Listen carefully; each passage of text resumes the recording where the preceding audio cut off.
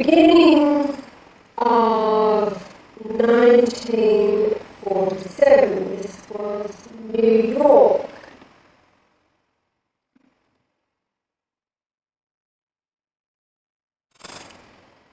Yet another expedition by the American explorer Richard Byrd arrived on Antarctic shores.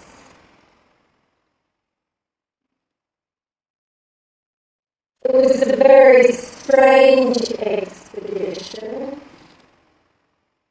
Unlike his previous three, this one was completely financed by the US Navy. Operation High Jump.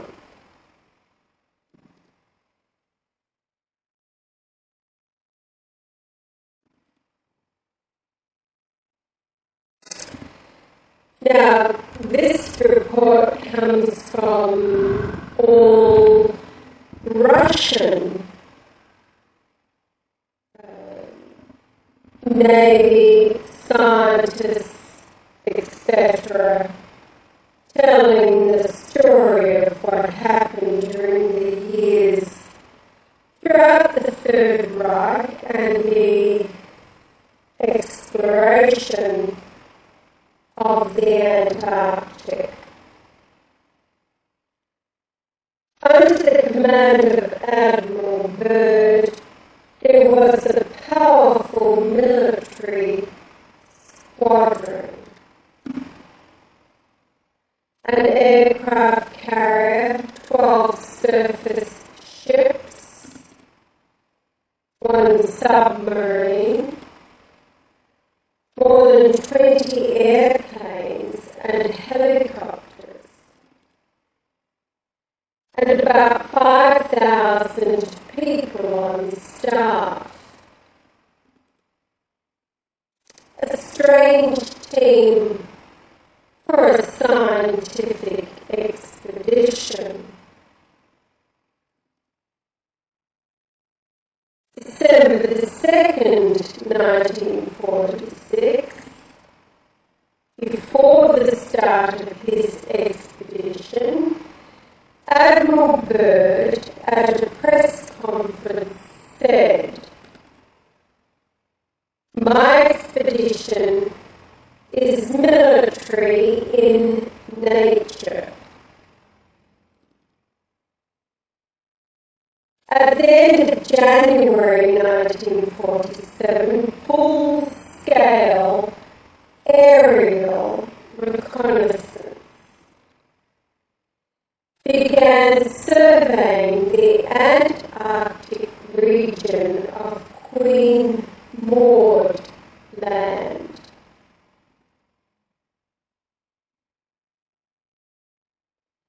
Now, quoting from Acts 17:24, "God that made the world and all things therein, seeing that he is Lord of heaven and earth, dwelleth not in temples made with hands." The German people were very Jesus-loving people. In one statement, Hitler said, "You cannot be a German and Christian, as God is within the German people." A reference to his understanding the Christian churches had been usurped by the Jewish Talmud. He required a Germany that was focused on the present. The mind of the German, he said, had to be focused on the here and now, on the earth. And he was so right. In Isaiah 63, quoting, And I will tread down the people in mine anger and make them drunk in my fury. And I will bring down their strength to the earth. Now the strength of mankind, of course, is their mind. So the Lord himself is saying, I will bring it back down to the earth, out of the heavenly realm, where people are so focused back to earth to get things done. This is Hitler, he was dedicated to Jesus in the true meaning of Jesus dying on the cross at the hand of the demonic who had by then dominated the Western Christian world. He believed the ancient gigantic monuments were angelic built, and as such wanted to discover the secrets of creation and build the 1,000-year reign of Christ. His noble efforts were rewarded by the discoveries the Germans had uncovered. The German people was and are the chosen race, and is why the Allies burned alive 25 million civilians in firebombing. Even today, anything suggesting this is immediately removed by the Zionists. The devil in the so-called Christian world. When he took back Austria, he immediately obtained the spear allegedly used to pierce the heart of Jesus and actively searched for the legendary Holy Grail. The Holy Grail means holy blood genetically and associated with divine wisdom. He saw this as being the holy blood of Germany, and armed with these holy ideals was allowed by the angels, the watchers, to enter their domain of Antarctica.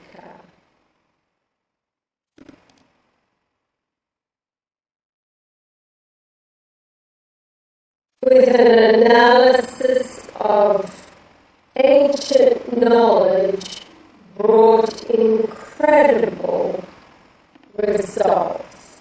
This was the belief. For the Grail Cup isn't just a symbol of ancient knowledge, but also a centuries-old moral code.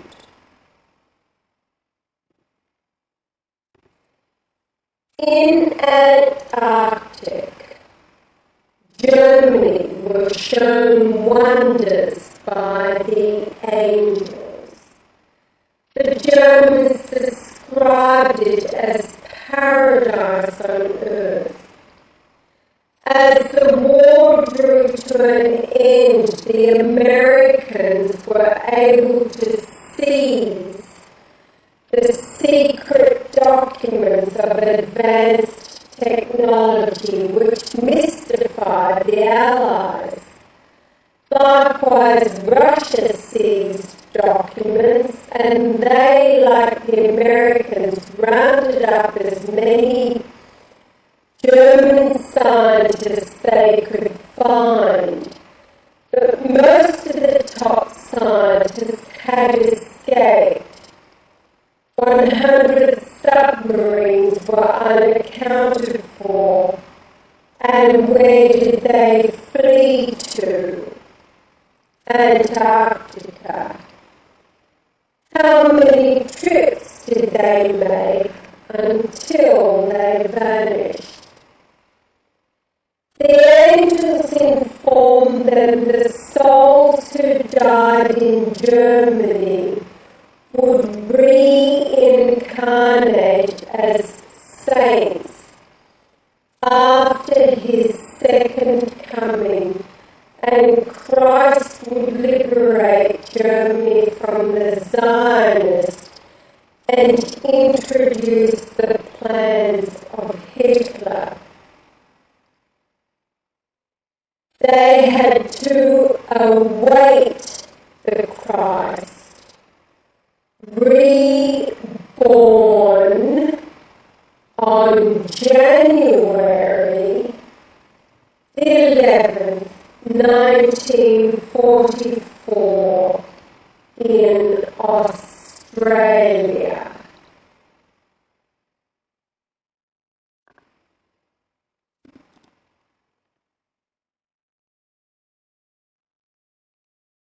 Now, Americans, this is a Russian man speaking, have always been interested in the techno-magical legacy of Germany.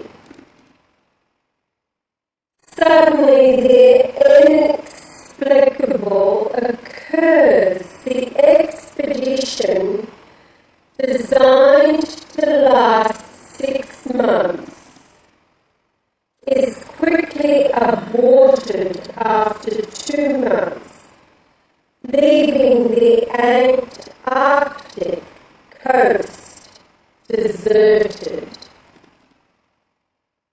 It was an actual retreat.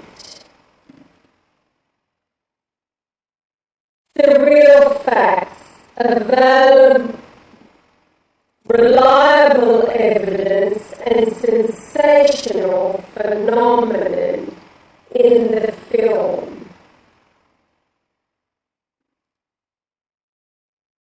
It all went to plan in the first weeks. Tens of thousands of photos were taken. Suddenly, the inexplicable happened. The 6-month expedition terminated after only 2 months. Fleeing the Antarctica coast, it was a real fast retreat.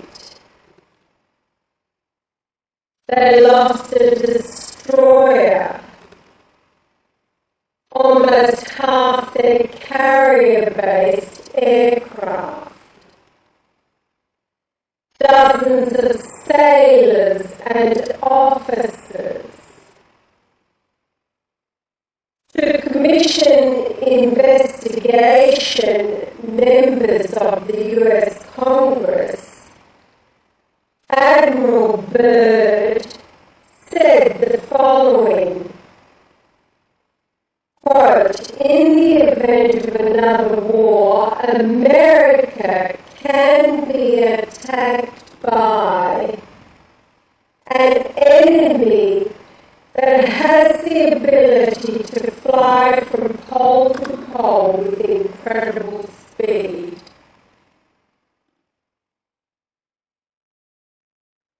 What made the Americans flee?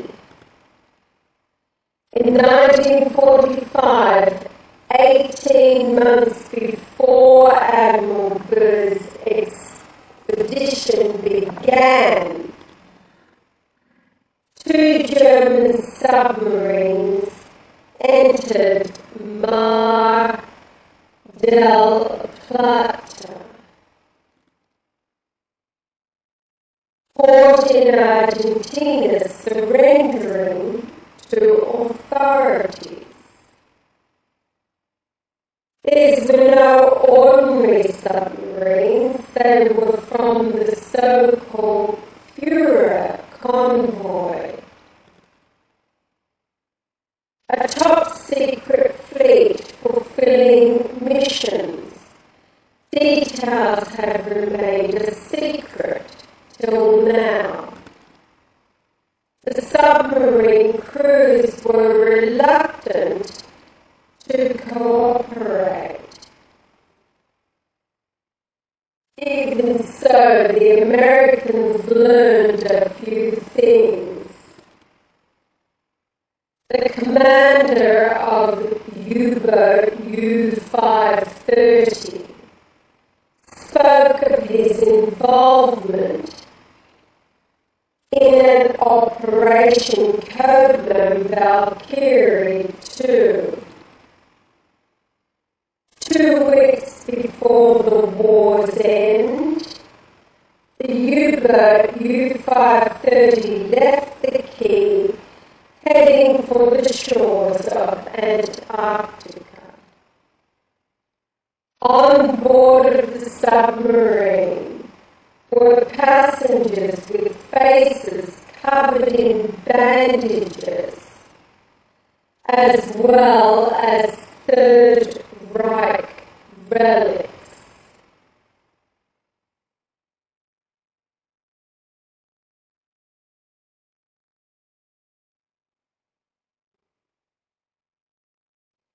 The commander of another U-boat, U-977,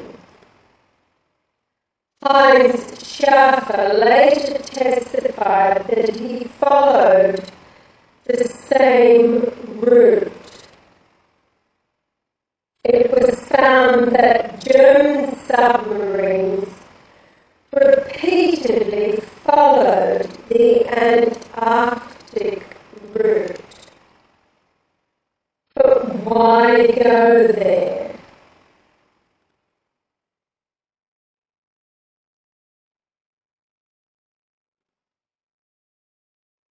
In 1820, it was discovered by 2 Russian explorers.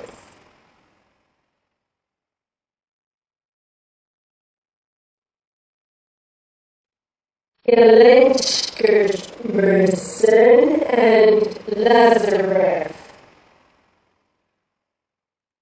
Somebody else can pronounce that much better than I can. Since then, this mysterious continent, bigger than Europe, continues to attract explorers like a magnet. However, the 10-meter-high sheer icy shores made the continent impregnable for many years.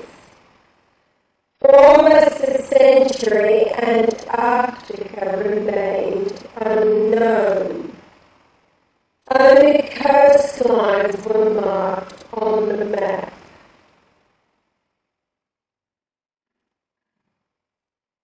Suddenly, this distant and useless icy continent aroused a strange interest in the Germans. Large funds were allocated for Antarctic study. 2 research expeditions were arranged.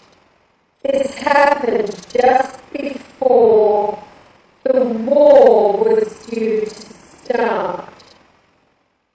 In January 1939, 2 catapult-controlled airplanes, the Passat and Boreas,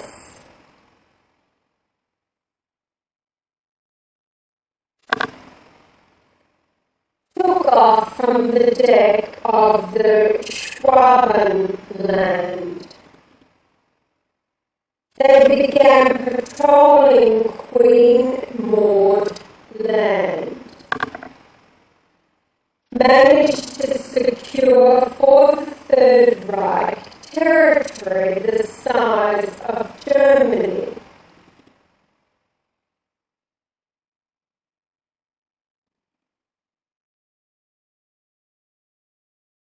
New Swabia.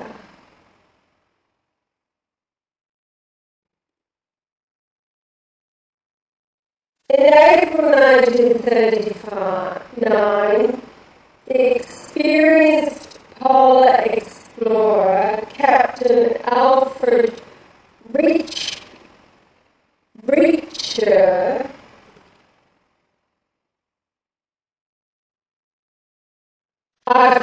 completed the mission entrusted me by Air Marshal Goering.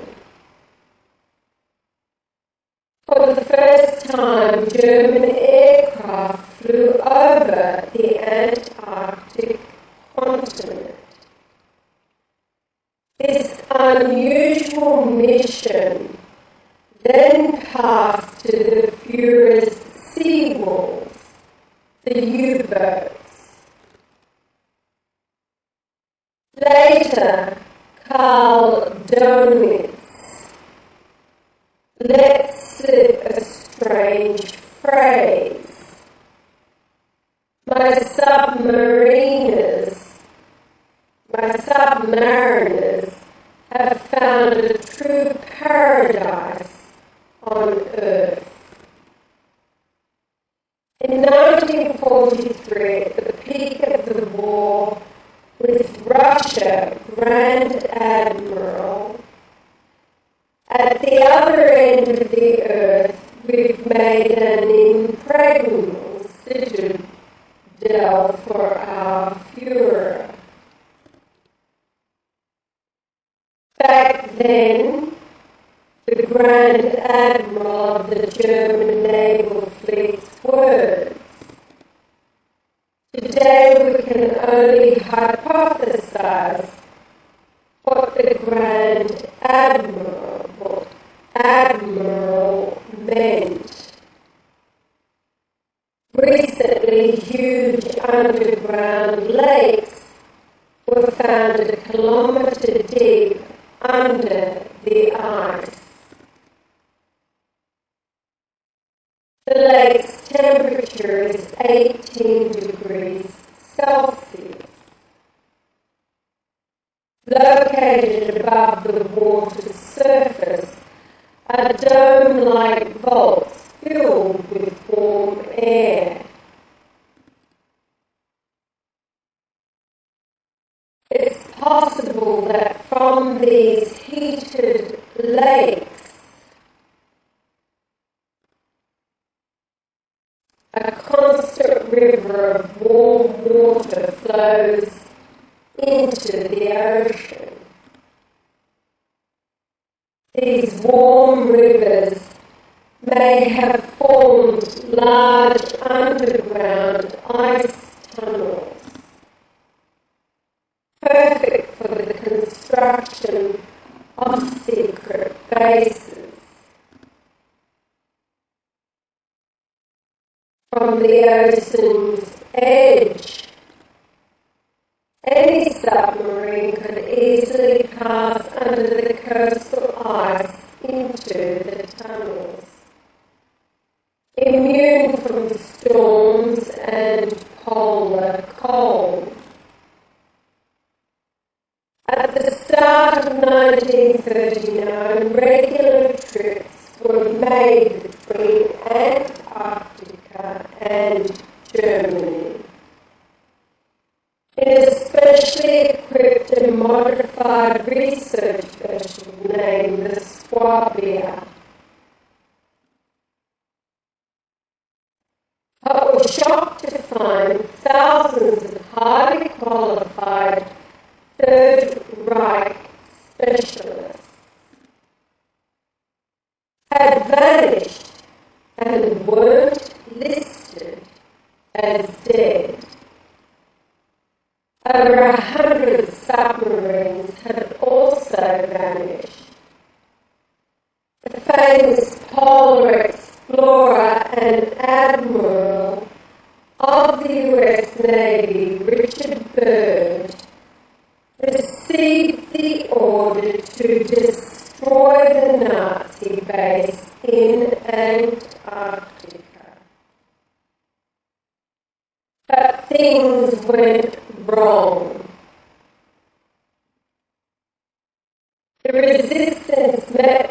the American squadron even now raises many questions. Admiral Byrd not only reported fighter jets with incredible capacities to Washington, he also discussed an attack on the expedition by strange flying saucers. They emerged from the water at high speed, causing heavy damage to the expedition. On February 26, 1947, a battle took place, which is described by a member of the expedition, an experienced pilot called John Saracen.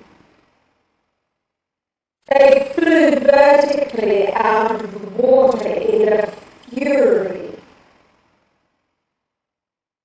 slipping between the masts of the ships with such speed that the air flow perturbed and dislodged the radio antenna. The two corsairs from the Casablanca were slain by some kind of mysterious ray, shot from the nose section of the flying saucers.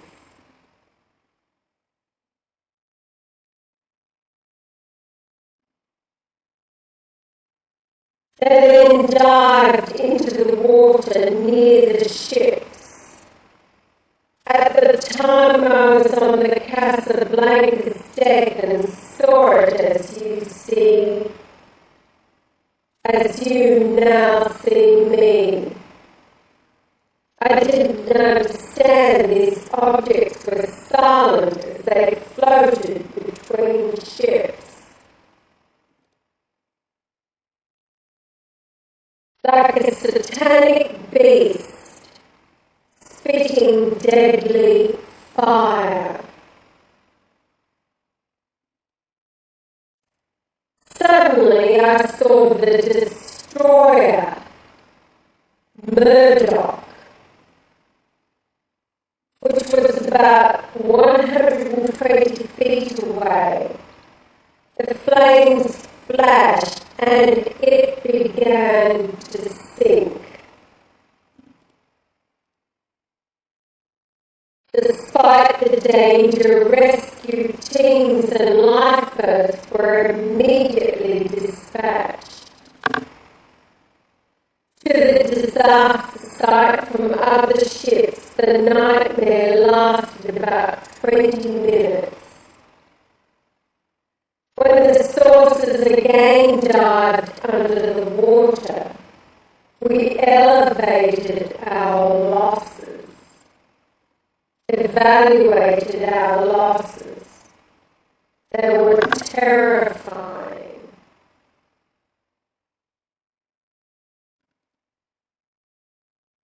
Who did these flying saucers belong to? Could it have been Nazi Germany? After the war, in Nazi secret archives, intriguing photos and drawings were discovered.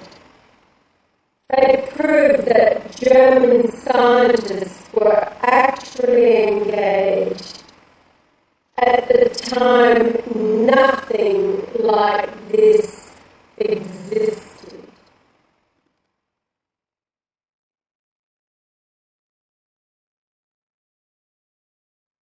Anunnaki, when translated, means legacy of the ancestors.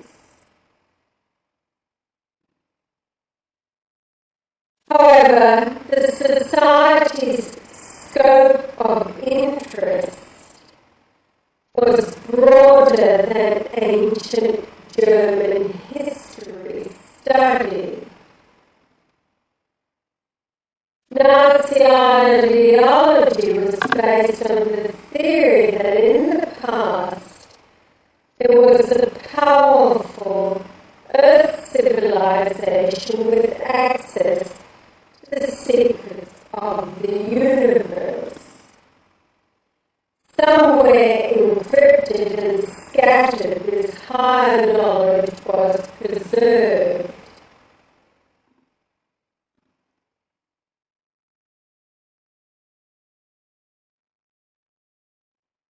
Specifically, they were tasked with reviving the superhuman in Germany.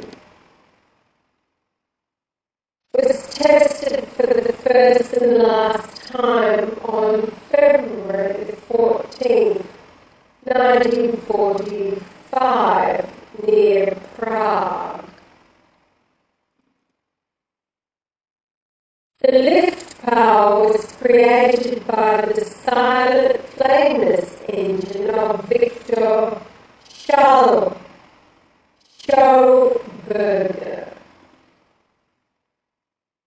The lift power was created by the silent again. Reports say the unpiloted disc reached a height of 15 kilometers, that's 15,000 meters, in 3 minutes.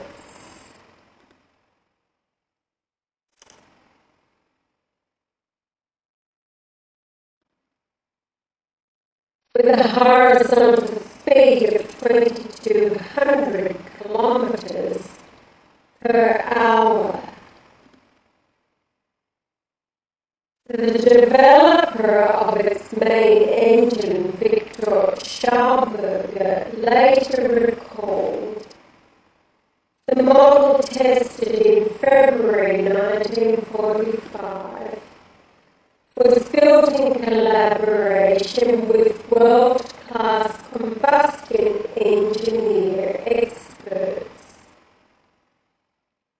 It was Keitel who had the disc prototype blown up, depicting flying discs above an Antarctic base, are an artist's fantasy.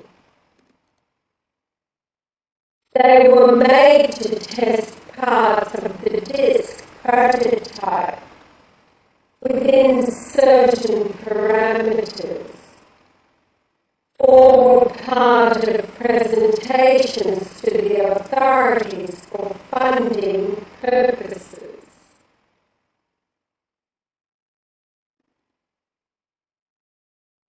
It's vital to credit the German scientists and engineers who achieved huge successes. The Third Reich's leap in science and technology wasn't accidental.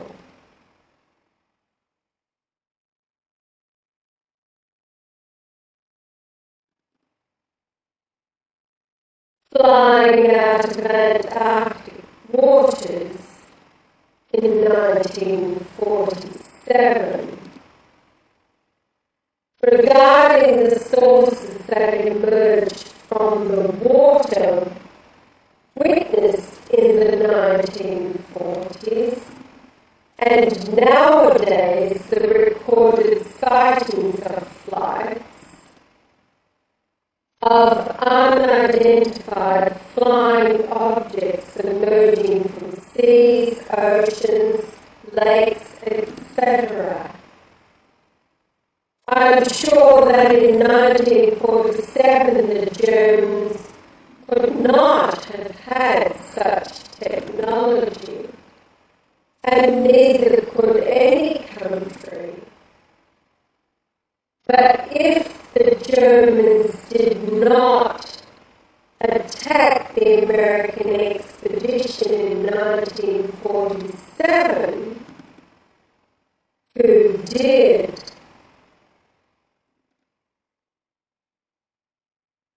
emerging out of the water, shining saucers, spheres, cigar-like objects, with an analysis of ancient knowledge brought incredible results. However, the defeat the Nazis suffered was not accidental. In the polar and surrounding areas are not unusual facts.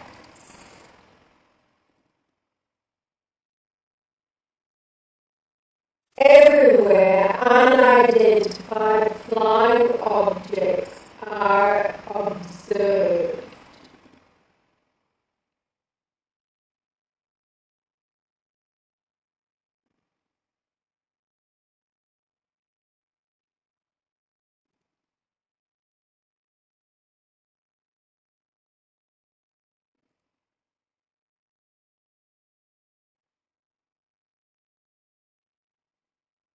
Viktor Brezhnev, first-rank captain, veteran of Soviet Navy intelligence, as a commander in Soviet Navy intelligence. These unidentified flying objects don't only exist in the form of a glowing ball of some vague nature, but rather have a definite technological body.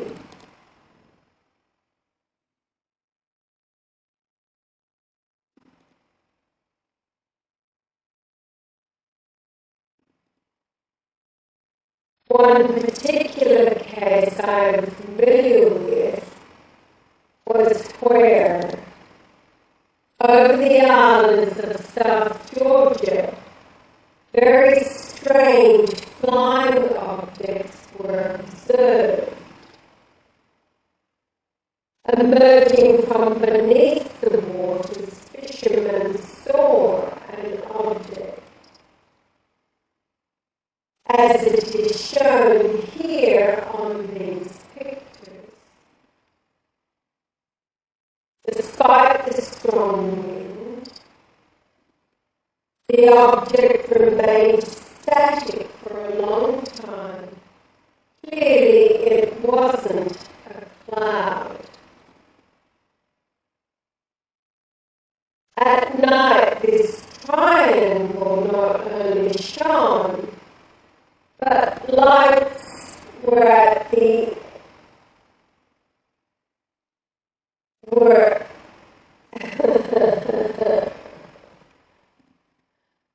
I go back to that. But lights, and then at the end of 1942, a lightly armed flying disc took to the air.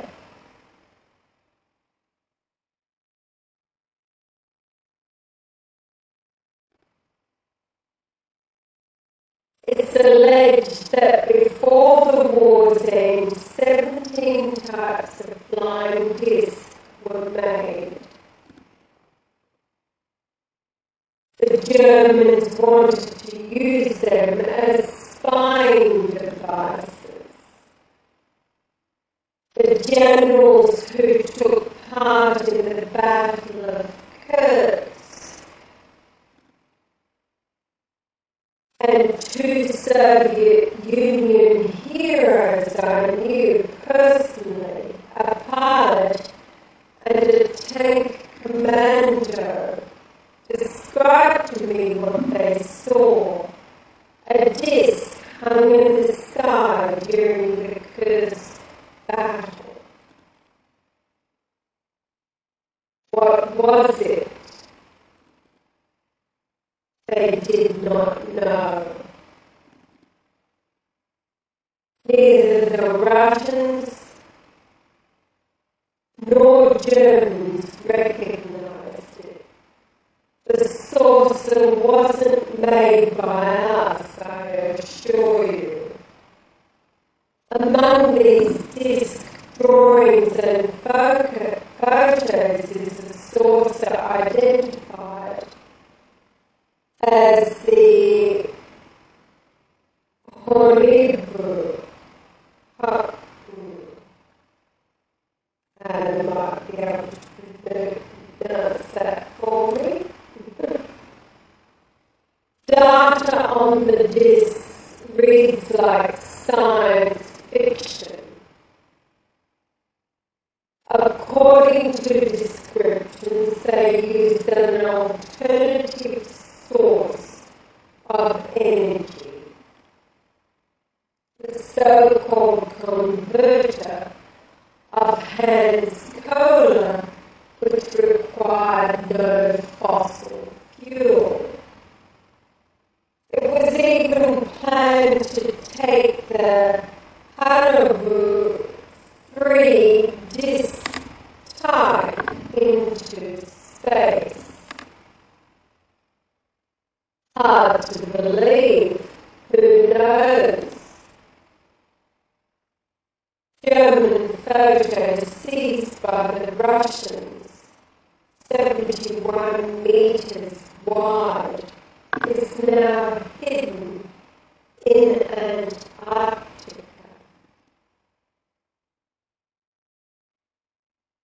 Here's a trophy photo.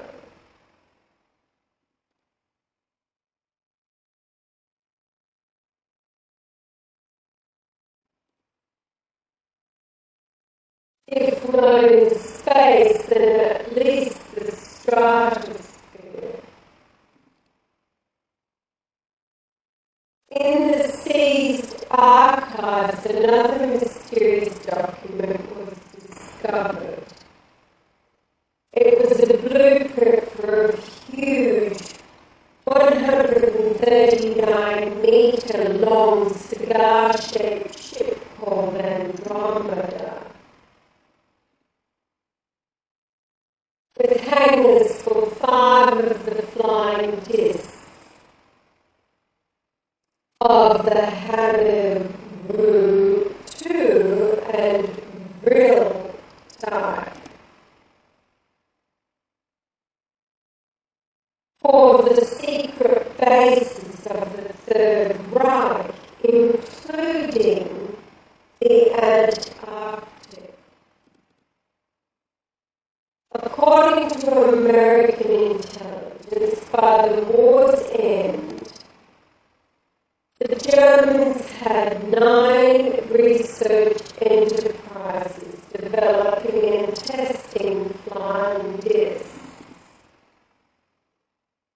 Were successfully evacuated from Germany. The 9th was destroyed. Air Force Lieutenant Colonel Wendell Stevens recalls, were transported to Antarctica to the new place called New Swabia. At least one disc research company was transported to that location. The discs encountered in Antarctica in 1947 were probably not the same discs. Perhaps they were German discs flying on classical principles. Perhaps they were German discs flying on classical principles. This disc flew through the ship's rigging at such a speed it bent the radio antenna from its wash.